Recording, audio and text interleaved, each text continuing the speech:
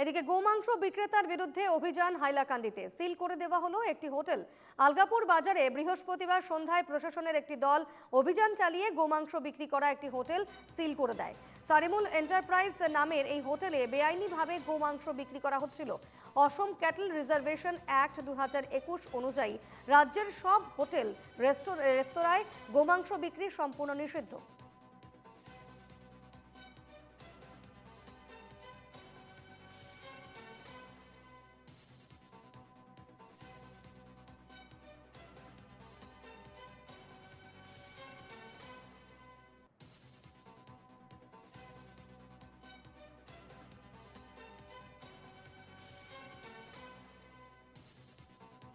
বিস্তারিত জেনে নেব। এই মুহূর্তে আমাদের সঙ্গে টেলিফোনে রয়েছেন প্রতিনিধি অমিতাভ শর্মা। অমিতাভ, গোমাংস বিক্রেতার বিরুদ্ধে যেভাবে অভিযান চলেছে হাইলাকান্দিতে, সেখানে একটি হোটেল সারিমুল এন্টারপ্রাইজ, সেই হোটেলটি একেবারে সিল করে দেওয়া হলো।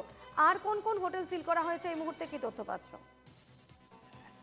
দেখো দীপর্ণা, এমনিতেই 2021 যেটা ক্যাটল রিজার্ভেশন অ্যাক্ট রয়েছে, সেই অ্যাক্টের মধ্যে গোমাংস হোটেলের বিক্রি এটা খুব সম্পূর্ণ নিষিদ্ধ। আর ওইখানে দেখা গেছিল যে আলগাপুরে যেটা সারিমুল এন্টারপ্রাইজ, সেই এন্টারপ্রাইজের বাইরের বোর্ডের মধ্যে লেখা আছে যে এখানে আর কি গোমাংস বিক্রি করা হয় রিটেল এবং ফ্রোজেন অবস্থায়। হ্যাঁ, হোলসেল করা হয় ফ্রোজেন মিটটাকে।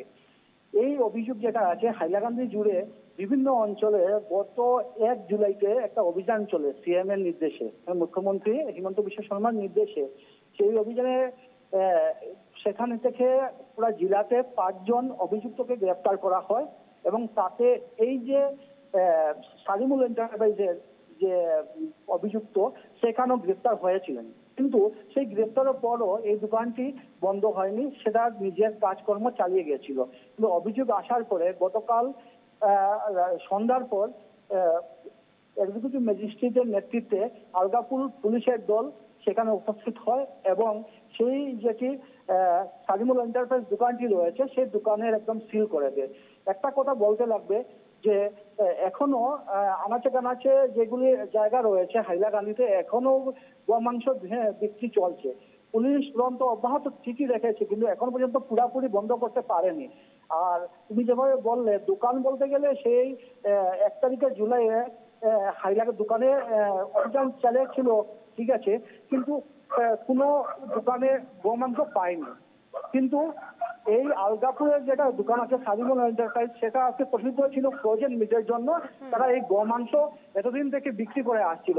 সেই অপরাধে গতকাল আলগাপুর পুলিশ সেখানে উপস্থিত হয় এবং দোকানটিকে সিল করে। রিপোর্ট না। বেশ, ধন্যবাদ।